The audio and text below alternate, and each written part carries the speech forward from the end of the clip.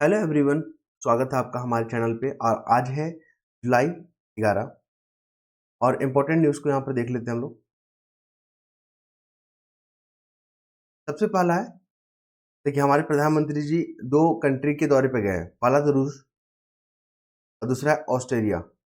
ठीक, तो ऑस्ट्रेलिया के चांसलर के साथ शिखर वार्ता के बाद प्रधानमंत्री मोदी दोहराया। कुल मिलाकर यहाँ पर बात करेंगे तो इनके साथ जो बातचीत हुआ है ना, क्वेश्चन पूछता है मेंस में पूछेगा यहाँ से, और पीटी में पूछेगा तो किस देश का जो हाल ही में दौरा किया था, तो रूस और ऑस्ट्रेलिया याद रखेंगे। तो यहाँ पे जो यूक्रेन संघर्ष है, जो बातचीत चला है, क्या क्या मुद्दा यहाँ पे उठा है, तो देख लीजिए, यहाँ पे बता देता हूँ आपको। तो यहाँ पे जो बातचीत हुआ है वो हुआ आपका रसिया और यूक्रेन के बीच में जो विवाद जो चल रहा है, जो युद्ध चल रहा है ना, तो उसके बारे में यहाँ पे बातचीत हुआ है। और उसके बाद जो मिडिल एशिया है, जो वेस्टर्न एशिया है, ठीक है, पश्चिम जो एशिया है, वहाँ पे बातचीत हुआ है उसके मसले को लेकर। दो हो गया। साथ ही आतंकवाद को यहाँ पे इन्होंने कड़ी निंदा किया है कि हम लोग आतंकवाद को जो है किसी भी रूप में बर्दाश्त नहीं करेंगे। ठीक है, यहाँ पे ये महत्वपूर्ण बातचीत है। ऑस्ट्रेलिया का आप लोग लोकेशन देख लीजिएगा, किन किन देशों के साथ बाउंड्री साझा करता है। ठीक है, उसके बाद हम लोग देखेंगे रशिया के बारे में। देखिए 22वां शिखर सम्मेलन हुआ भारत और रूस के बीच में, और ये 2 दिवस हुआ। ठीक, और आपको बता दें ब्रिक्स का जो अभी सम्मेलन होगा 2024 का, ये कहाँ होगा? रूस में ही होगा। ठीक है, और उसमें दो भारत ने कमर्शियल जो एम्बेसी खोलने का जो है वादा किया है। तो यहाँ पे रसिया यूक्रेन के बीच में जो युद्ध है ना, इन्होंने कहा कि अब देखिए बातचीत जो है युद्ध के मैदान में नहीं होगा, जो समाधान है युद्ध के मैदान में नहीं होगा, बल्कि बातचीत के साथ होगा, संवाद के साथ होगा, कूटनीतिक तरीके से होगा। क्लियर है? चलिए नेक्स्ट मूव करेंगे हम लोग यहाँ पे। तो आपको पता ही है किसान लोग जो है ना, कुछ महीना पहले जनवरी में बहुत वहाँ पे क्या किए थे, विरोध किए थे। फिर यहाँ पर बैराकेडिंग लगाया गया था ना। तो अभी तो न्यूज़ में इसलिए आ गया है क्योंकि अभी सुप्रीम कोर्ट ने, ठीक है, सुप्रीम कोर्ट ने यहाँ पे माफ कीजिएगा, नई दिल्ली का जो है हाई कोर्ट ने बोला है कि आप जो बैरिकेडिंग जो लगाए हैं ना यहाँ पे हरियाणा में, इसको हटाइए। ठीक है, बहुत हो गया। तो कुल मिलाकर यहाँ पे जो शब्द देखने को मिल रहा है एमएसपी। एमएसपी से कई दफा एग्जाम में क्वेश्चन पूछा गया है। दिल्ली चलो का नारा जो है आपको बता दें सुभाष चंद्र बोस के द्वारा दिया गया था। ठीक है, और ये जो है एमएसपी जो है यहाँ पे, और एमएसपी के बारे में क्या क्वेश्चन पूछा गया है? एमएसपी जो है कितने फसलों को कवर करता है? 23, जिसमें आपका गन्ना भी शामिल है। ठीक, इसको कौन सिफारिश करता है? तो सीएसीपी करके एक संस्था है जो 1965 में बना था। ठीक है, कृषि मूल्य आयोग नाम हुआ करता था पहले इसका, कृषि मूल्य आयोग, लेकिन 1985 में इसका नाम चेंज कर दिया गया। अंतिम मोहर कौन लगाती कि नहीं, जो सिफारिश की है वही होगा। तो प्रधानमंत्री की अध्यक्षता में जो कैबिनेट कमेटी होती है इकोनॉमिक अफेयर का, वो फाइनल करती है। Cabinet committee of economic affair ये फाइनल करती है, याद रखेंगे आप, एमएसपी। ठीक है, और मेंस में क्वेश्चन ये पूछता है कि एमएसपी से आप क्या समझते हैं, और ये किस हद तक जो है जो किसान जो फांसी लगा के मरते हैं, आत्महत्या करते हैं, उनको रोकने में किस प्रकार जो है ये मददगार साबित होगा। तो इस तरह से मेंस में क्वेश्चन पूछा जाता है। फिर देख लीजिए यहाँ पे दिल्ली का मामला आ गया, दिल्ली शराब घोटाले, फिर ईडी, है ना। तो यहाँ से जो क्वेश्चन पूछा गया वो आपको दिखा देते हैं। पहला तो देख लीजिए दिल्ली का सीएम के बारे में थोड़ा सा जान लीजिए। दिल्ली का सीएम को ऐसे नॉर्मल राज्य में जैसे बिहार, झारखंड, यूपी में कौन अपॉइंट करता है? सीएम को गवर्नर करते हैं ना। लेकिन दिल्ली के केस में इसको अपॉइंटमेंट कौन करेंगे? राष्ट्रपति करते हैं। ये हो गया। और जो अन्य मंत्री भी होते हैं, जो अन्य मिनिस्टर होते हैं, उसको भी अपॉइंटमेंट कौन करते हैं? राष्ट्रपति करते हैं। ठीक, संविधान संशोधन 69 याद रखिएगा। ये जो है ना, दिल्ली को एनसीआर का दर्जा दिया गया था, कैपिटल का दर्जा। ठीक है, एनसीआर, नेशनल कैपिटल रेसिडेंसी। ठीक है, ये हो गया। साथ ही आपको बता दें ईडी, ईडी के बारे में थोड़ा सा देख लीजिए। इन्फोर्समेंट डायरेक्ट बोलते हैं इसको, फुल फॉर्म है। और ये फाइनेंस मिनिस्ट्री के तहत कार्य करता है। फाइनेंस मिनिस्ट्री के तहत एक डिपार्टमेंट है राजस्व, रेवेन्यू डिपार्टमेंट। ठीक है, उसके तहत ये काम करता है, याद रखेंगे, ये क्वेश्चन पूछा गया है। और आपको बता दें यहाँ पे जो है मुस्लिम महिला है, उनको जो है शौहर, ठीक है, वो अपने पति को शौहर बोला जाता है। और तो गुजारा भत्ता पाने के हकदार, कुल मिलाकर जो भारत की नागरिक हैं, महिला है मतलब नागरिक है वो, ठीक है, चाहे किसी भी धर्म का हो, तो महिला है वो नागरिक है। तो नागरिक का कर्तव्य क्या होगा कि उनको जो गुजारा भत्ता, ठीक है, डाइवोर्स के केस में जो है गुजारा भत्ता उनका हक है। और ये सुप्रीम कोर्ट ने कहा है। ठीक है, आप चाहे पहले क्या था मुस्लिम कम्युनिटी में अगर देखा जाए यहाँ पे, तो एक इद्दत करके यहाँ पे चला हुआ था। देखिए इद्दत करके मैंने मैंने टिक करके रखा हुआ है। इद्दत बोला जाता है वहाँ पे कि कुछ दिनों के लिए यहाँ पे गुजारा गुजारा भत्ता मिलता है, ठीक है, भरण पोषण मिलता है। लेकिन सुप्रीम कोर्ट ने कहा कि ना, ऐसा नहीं चलेगा, ऐसा बिल्कुल नहीं चलेगा, क्योंकि महिला का गरिमा का सवाल है यहाँ पे। क्योंकि भारत में आधी आबादी महिलाओं का है और उनको जो है संरक्षण देना जो है संविधान का, न्यायपालिका का, सबका कर्तव्य है, ठीक है। तो कुल मिलाकर यहाँ पे जो है नारी सशक्तिकरण, नारी सशक्तिकरण याद रखिएगा। यहाँ पे नारी सशक्तिकरण को मजबूत करने के लिए हाल ही में सुप्रीम कोर्ट ने कौन कौन से फैसला लिए हैं, आप उस पर चर्चा करें। तो आप यहाँ पे 3 तलाक के बारे में बात कीजिएगा, 3 तलाक, ठीक है, और जो इंस्टेंट जो 3 तलाक था। फिर आप बात कीजिएगा गुजारा भत्ता के बारे में। ये सब जो है ना महिलाओं को सशक्त करता है, ठीक है। और भी ये तो सुप्रीम कोर्ट की तरफ से हो गया। सरकार ने क्या क्या प्रयास किया है, तो सरकार ने महिलाओं को सशक्त करने के लिए NAP, नेशनल एजुकेशन पॉलिसी हो गया, उज्ज्वला योजना हो गया, है ना, LPG कनेक्शन जो है होता है, LED हो गया, यहाँ पे बेटी बचाओ बेटी पढ़ाओ। तो ये सब जो है महिलाओं से जुड़े हुए तमाम प्रावधान को देख लीजिएगा। संविधान ने भी बहुत सारे प्रावधान दिए हैं। आर्टिकल 326 वोट देने का अधिकार, आर्टिकल 15 आप लिंग के आधार पर भेदभाव नहीं करोगे, आर्टिकल 14 आप जो है कानून के सामने जो है आप भेदभाव नहीं कर सकते हो, सभी जो है समान है, ठीक है। और भी तमाम प्रावधान किया गया है। आर्टिकल 39, आर्टिकल 42 काम के बदले जो वेतन है, ठीक है, समान काम के बदले समान वेतन। ये सब जो महत्वपूर्ण जो है संवैधानिक प्रावधान है, ठीक है। अगर बोला जाए कि हालिया में और क्या क्या प्रयास किया गया है, तो महिलाओं के लिए आपको बता दें, जैसे कि प्रसूति जो अधिनियम में 1961 हो गया। फिर जो काम के स्थल पे जो यौन उत्पीड़न होता है उसको रोकने के लिए जो कानून बनाया गया था। फिर जो नारी जो वय वंदना योजना है, जो महिलाओं को 1/3 रिजर्वेशन देगा। फिर 73 एंड 74 में महिलाओं का 1/3 रिजर्वेशन है ना। तो ये सब तमाम पहलों को याद रखिएगा। क्वेश्चन किसी भी प्रकार से आए, ठीक है, जिस तरह से भी आए उस तरह से आंसर लिखना है। फिर बात करेंगे यहाँ पे, देखिए कुल मिलाकर यहाँ पे बात हो रहा है जो स्वास्थ्य है, स्वास्थ्य के देखभाल के लिए जो मेडिकल जो खर्च है उसमें जो काफ़ी महंगा होते जा रहा है। और महंगा होता जा रहा है तो यहाँ पर गरीब आदमियों के लिए फिर सर्वाइव करना बहुत मुश्किल हो जाएगा। तो इसके पीछे अगर बात किया जाए तो डॉक्टरों के द्वारा बेवजह जो है ना अननेसेसरी दवा का उपयोग करवाना, जो लिख दिया जाता है कि आपको ये दवा लेना चाहिए, जो कि वो मुनासिब नहीं होता है, ठीक है। तो इससे क्या होता है, इलाज का खर्च बढ़ जाता है। तो ये आर्टिकल कुल मिलाकर इसी को दिया है कि इलाज को जो है महंगा होते जा रहा है, इसके पीछे क्या कारण मानते हैं। तो डॉक्टरों के द्वारा जो है बेफिजुल जो यहाँ पे दवाइयों के बारे में लिख दिया जाता है कि आपको इसका यूज़ करना है, बिल्कुल, जबकि उसकी ज़रूरत नहीं होता है, ठीक है। चलिए नेक्स्ट मूव करेंगे हम लोग। ये कोटेशन याद रखिएगा कि बिना कष्ट के जीवन बिना नाव के नाव की जैसा है। अगर आपके जीवन में कष्ट नहीं है ना तो आप सर्वाइव नहीं कर पाओगे। कष्ट होना बहुत ज़रूरी है, क्योंकि आपके ह्यूमन जो सिस्टम है ना, जो सर्वाइव करने का जो आपका हिम्मत है, जो आपका जज्बा है, उसको मजबूत करता है। इसमें खुद को कोई विवेक नहीं होता, हल्की हवा के झोंके में भी चल देता है। ये हमारे ईश्वर चंद्र विद्यासागर जी के द्वारा बोला गया है, ठीक है। अगर कष्ट है जीवन में ना तो इसको आप आजमाइए, ठीक है। घबराना नहीं है कष्ट से, लाइफ में स्ट्रगल आते आते रहता है। फिर बात करें यहाँ पे भूजल स्तर। देखिए अभी क्लाइमेट चेंज के कारण जो ना भूजल स्तर क्या हो रहा है, घट रहा है। हमारे देश को ना नदियों का देश कहा जाता था, लेकिन भूजल संकट घट रहा है, लोगों को जो पीने का पानी नहीं मिल रहा है, क्लियर है। और रहीम का जो है, रहीम जो है उन्होंने कहा था कि रहीमन पानी रखिए बिना पानी सब सुन, पानी गए न उबरे मोती मानो सुनो। तो पानी के महत्व के बारे में ये आप यहाँ पे कवि के द्वारा कहा गया है, ठीक है। तो हम आपको बता दें, और वर्ल्ड इकोनॉमिक फोरम ने भी एक रिपोर्ट निकाला है, वर्ल्ड इकोनॉमिक फोरम ने, कि लगभग 75% जो आबादी है, ठीक है, उसको पीने का पानी से जो है या स्वच्छ पानी के लिए जो है जूझना पड़ रहा है, संकट है उनके सामने, ठीक है।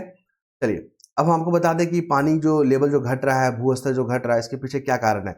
एक तो है कारण को अगर देखिए, फ्लो चार्ट बनाइए, यहाँ पर लिखिए आबादी। आबादी इतना बढ़ रहा है ना, दुनिया में सबसे अधिक आबादी कौन सा हो गया, भारत हो गया, सेकंड नंबर पर चाइना हो गया। तो आबादी बढ़ना भी एक बहुत बड़ा जो है चैलेंजेस है। इसी कारण जो है आपका भूजल संकट या पानी संकट देखने को मिल रहा है, ये हो गया। दूसरा कि ऐसे उत्पाद को बनाना जो कि पानी की खपत ज़्यादा करता है, ठीक है, पानी की खपत ज़्यादा करता है, ऐसे उत्पाद को बनाना। थर्ड क्या हो गया यहाँ पे, फिर बात करेंगे वर्षा ऋतु का जो है पैटर्न चेंज होना, ठीक है, मानसून सही समय पर नहीं होना।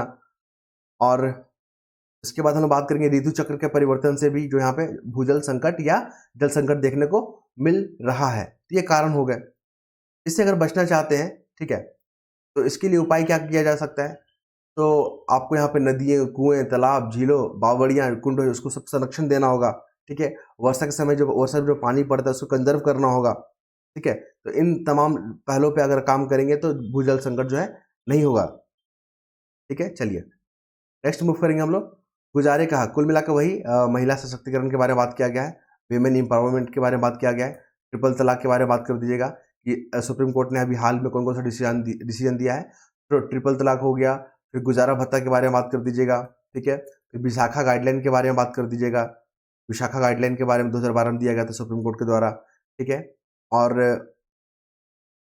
और भी जो है तमाम पहलों को आप यहाँ पे लिख सकते हैं। ठीक है, तो सुप्रीम कोर्ट के द्वारा या हाई कोर्ट के द्वारा दिया गया ये फैसला है।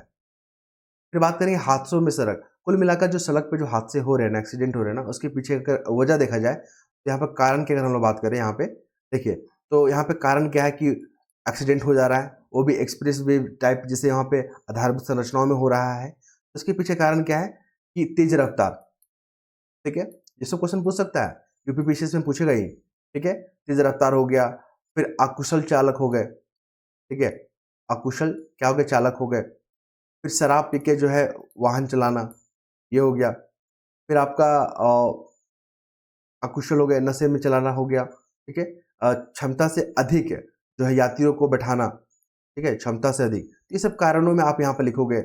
तो इससे निपटने के लिए क्या उपाय किया जा सकता है, क्या सुझाव किया जा सकता है, तो सुझाव में अगर आप लिखोगे यहाँ पे क्या पहल किया जा सकता है, तो यहाँ पर फ्लो चार्ट बनाइए। यहाँ पर फ्लो चार्ट में लिखिएगा, देखिए यातायात जो पुलिस है ना, यातायात जो पुलिस है, जो ट्रैफिक पुलिस है ना, उनको पेट्रोलिंग जो है संख्या बढ़ाना चाहिए। साथ ही आपको बता दें यहाँ पे सीसीटीवी जो है जैसे तमाम आधारभूत संरचना का यहाँ पे उपयोग किया जाना चाहिए।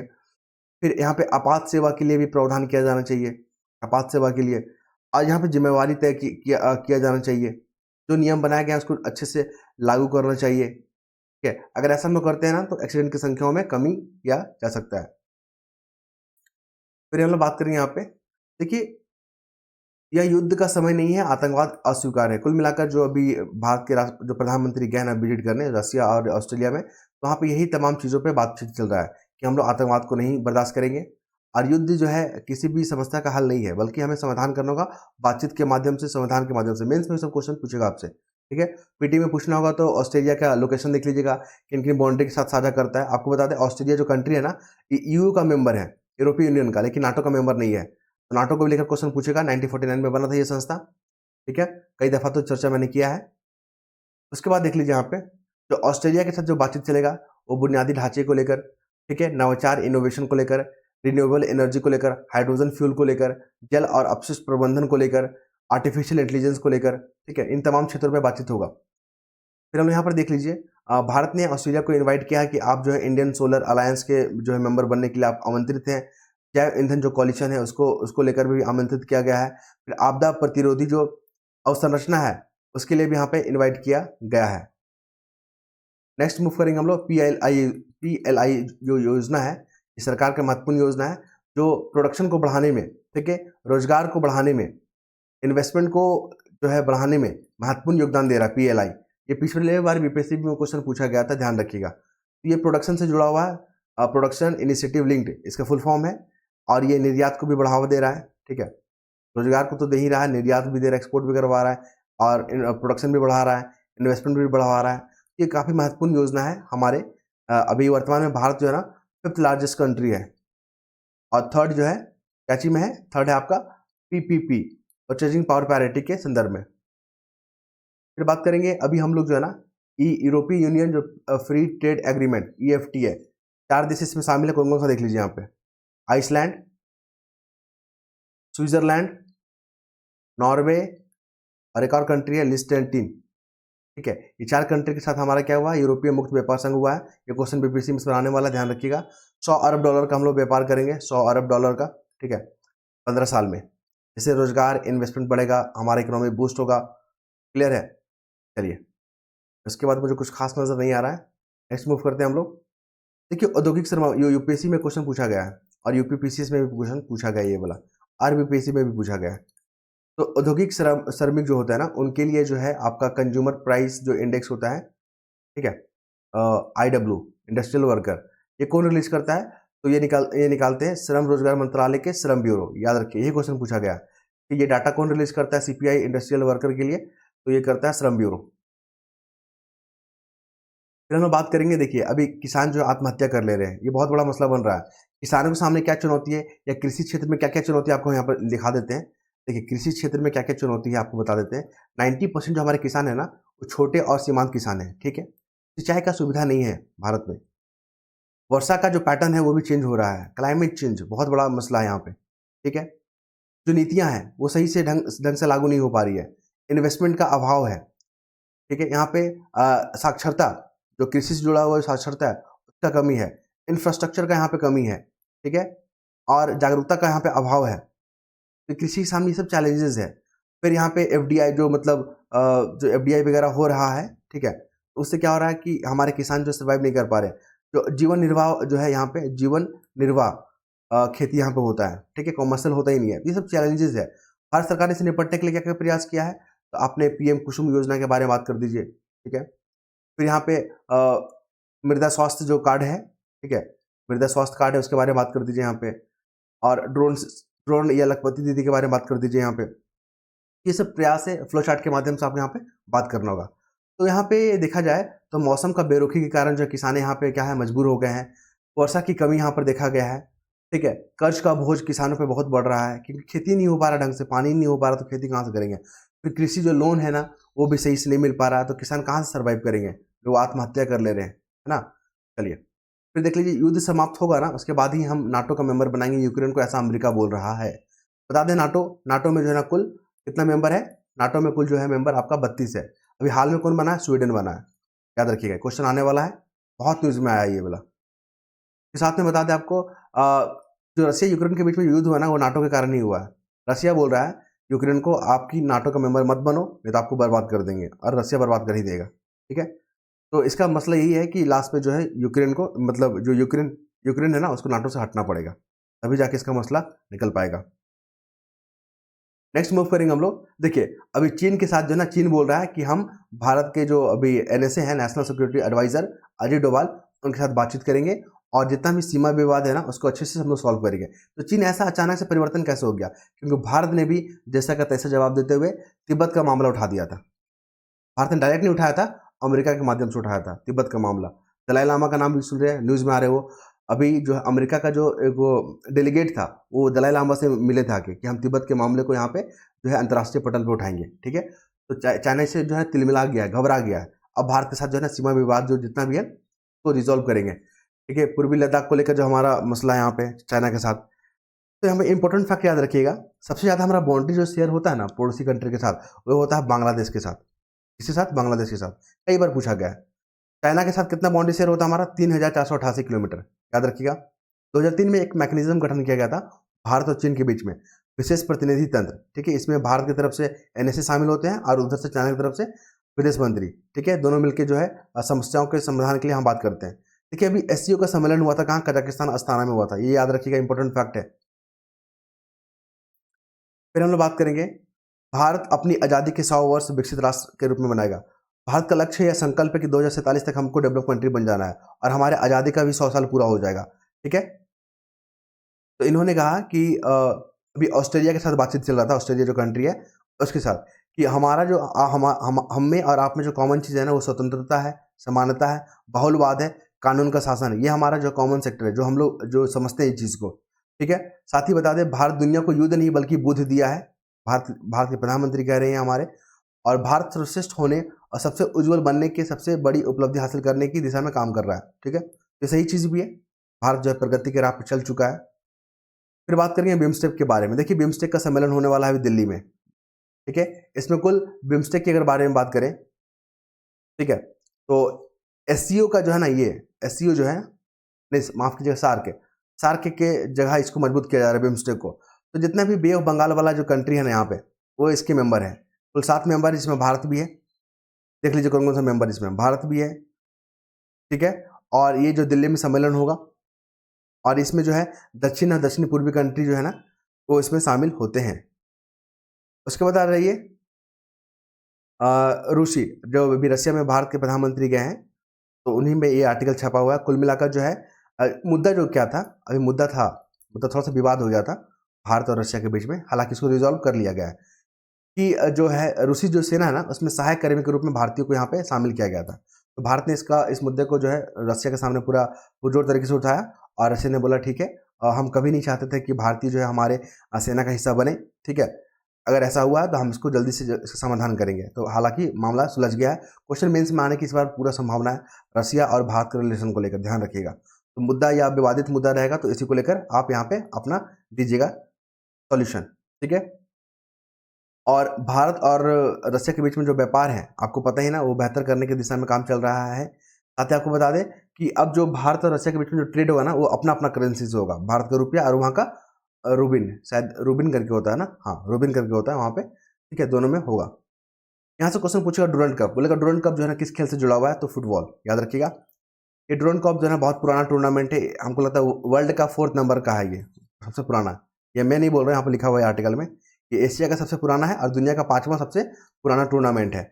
इसमें क्या, इस बार कहाँ हो रहा है, मेघालय और झारखंड में होगा, याद रखिए, मेघालय और झारखंड में होगा, ठीक है, मेघालय के शिलोंग और झारखंड में ये टूर्नामेंट होगा। और यहाँ पे जो होता है डुरंड जो फुटबॉल टूर्नामेंट होता है, ये यहाँ पे तीनों सेना, जो भारतीय सेना है ना, तीनों सेना के मिला जुला जो प्रयास के कारण ये चीज़ संभव होता है, ठीक है। ये हमारे तीनों सेना के प्रमुख हैं, साथ में CDS है हमारे, ठीक है, अनिल चौहान, यह नाम याद रखिएगा, बहुत महत्वपूर्ण है, वनडे एग्जाम में पूछ लेता है। तो ये रहा तमाम फैक्ट जो मैंने आपके साथ शेयर किया। और ये जो हमारा PDF है ना, उसको हम अपने टेलीग्राम चैनल पे शेयर कर देंगे, तो लिंक भी अवेलेबल रहेगा हमारे कमेंट बॉक्स पे। तो जो लोग ज्वाइन होना चाहते हैं ज्वाइन हो जाइएगा, बिल्कुल निःशुल्क है। धन्यवाद।